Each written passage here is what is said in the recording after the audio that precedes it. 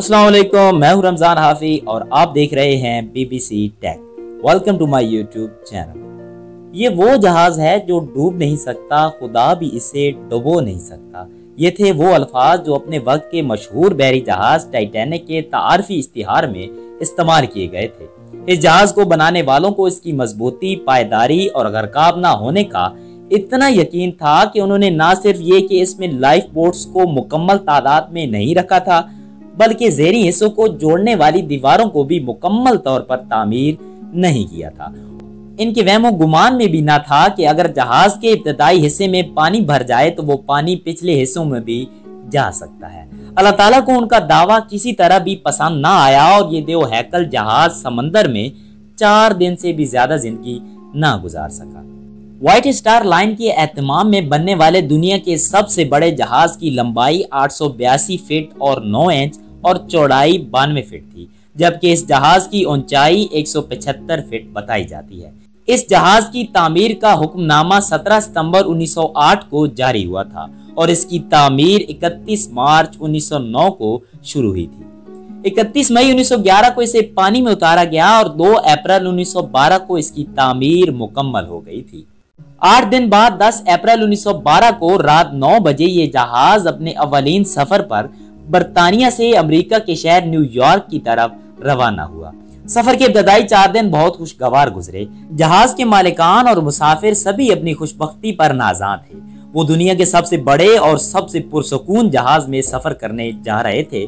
Titanic के कप्तान का नाम एडवर्ड जॉन स्मिथ था। वो तजर्बाकार कप्तान था, लेकिन उसने व्हाइट स्टार लाइन की हदायत पर तमाम हिफाजती तदाबीर बलाए ताक रखते हुए कोशिश की कि वो बहरे ओकेानूस को सबसे कम मुद्दत में अबूर करने का नया आलमी रिकॉर्ड कायम करे। चनाचे उसने जहाज को इंतहाई तेज रफ्तारी से चलाना शुरू किया और समंदर में मौजूद एक और जहाज की इस इंतबाही इतला पर भी कान नहीं धरे कि समंदर में बड़े बर्फानी तोदे यानी आइसबर्ग भी मौजूद हैं। 14 अप्रैल 1912 को जहाज के अमले ने एक बहुत बड़े आइसबर्ग को करीब आते हुए देखा। कप्तान को फौरी तौर पर इतला दी गई, लेकिन उस वक्त तक बहुत देर हो चुकी थी। जहाज इंजन बंद करने के बावजूद रात 11:40 पर एक आइसबर्ग से जा टकराया। जहाज के इंजन बंद होने के बाद मुसाफिरों को भी एहसास हुआ कि कुछ गड़बड़ है। चूंकि जहाज के ज़ेरी हिस्सों में हिफाजती दीवारें नहीं बनाई गई थी, इसलिए थोड़ी ही देर में पानी पूरे जहाज में फैल गया। पानी भरने से जहाज का अगला हिस्सा इतना भारी हो गया कि जहाज डूबना शुरू हो गया और सिर्फ 3 घंटे में 2 टुकड़े होकर समंदर में डूब गया। जहाज में सिर्फ 20 लाइफ बोट्स थी, जो मुसाफिरों की तादाद के हिसाब से बहुत कम थी। जहाज में कश्तियों की तादाद कम रखने की वजह यह थी कि कंपनी को एतमाद था कि टाइटैनिक अनसिंकेबल है, यानी कभी न डूबने वाला जहाज। इन लाइफ बोट्स की मदद से सिर्फ 755 मुसाफिर अपनी जान बचा सके और बाकी मुसाफिर, जिनकी तादाद तकरीबन 1490 से लेकर 1635 के दरमियान बताई जाती है, डूबकर हलाक हो गए। जिंदा बचने वालों में जहाज का मालिक बरूस इसमें भी शामिल था, जो खवातीन और बच्चों को डूबते जहाज में छोड़कर एक कश्ती के जरिए जान बचाने में कामयाब रहा, मगर इस खुदगर्जी पर वो जिंदगी भर नफरत का निशाना बना रहा। इसे टाइटैनिक का बुज़दिल भी कहा जाता है। उसका इंतकाल 1937 में हुआ।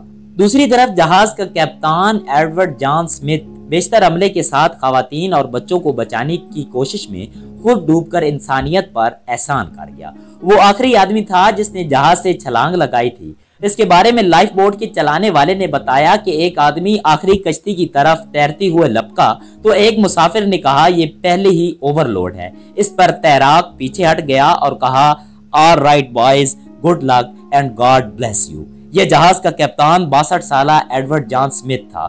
दूसरों पर अपनी जान निछावर करने के अजीम जज्बे को खराज तहसीन पेश करने के लिए इसका मुजस्मा स्टैफर्ड में नस्ब किया गया है। ये पहला मौका था जब मदद के लिए SOS के सिग्नल का इस्तेमाल किया गया। टाइटैनिक से कुछ ही फासले पर 3 बहरी जहाज मौजूद थे, मगर इन तीनों जहाजों ने टाइटैनिक के इस सिग्नल पर फौरी तवज्जो नहीं दी थी। सुबह के वक्त एक जहाज टाइटैनिक तक पहुंचने में कामयाब हुआ, मगर उस वक्त तक टाइटैनिक मुकम्मल तौर पर गर्क हो चुका था।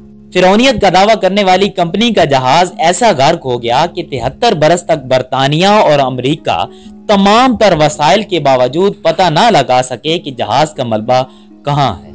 73 बरस बाद 1 सितंबर 1985 को मुहिम जो की एक टीम ने बहरे ओकियानूस की तह में तकरीबन 2.5 मील की गहराई में टाइटैनिक की बाकियात को तलाश कर लिया। इस दरियाफ्त के नतीजे में बाज तकलीफ दे हकाइक भी सामने आए। वो ये कि जिंदगी और मौत की इस तवील कशमकश में भी समाजी और इक्तसादी तकसीम को मद्देनजर रखा गया। जहाज के अमले ने तीसरे दर्जे के मुसाफिरों को डेक के नीचे आखिरी वक्त तक बंद रखा, क्योंकि लाइफ बोट्स पर पहले दर्जे के मुसाफिरों को हक मुकद्दम समझा गया था। तीसरे दर्जे में सफर करने वाली 189 औरतों में से 81 हलाक हो गईं, जबकि पहले दर्जे में सवार 143 औरतों में से सिर्फ 4 हलाक हुईं, जिनमें से 3 वो थीं जिन्होंने अपने शौहर का साथ तर्क करना कबूल नहीं किया। इस वाक़े के 111 साल गुजर जाने के बावजूद टाइटैनिक पर किताबें लिखी जा रही हैं और फिल्में भी बनाई जा रही हैं।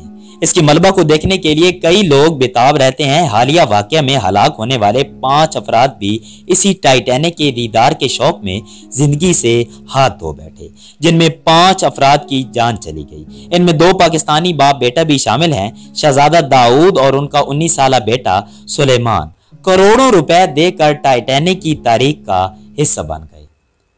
अगर वीडियो अच्छी लगी हो तो लाइक, शेयर और कमेंट कर दीजिए और हमारे चैनल को सब्सक्राइब कर दीजिए। इस दुआ, इस उम्मीद और इस तवक्को के साथ कि पाकिस्तान दिन दुगनी और रात चुगनी तरक्की करता रहे, अपने मेजबान रमजान हाफी को दीजिए इजाजत। अल्लाह नेगेबान।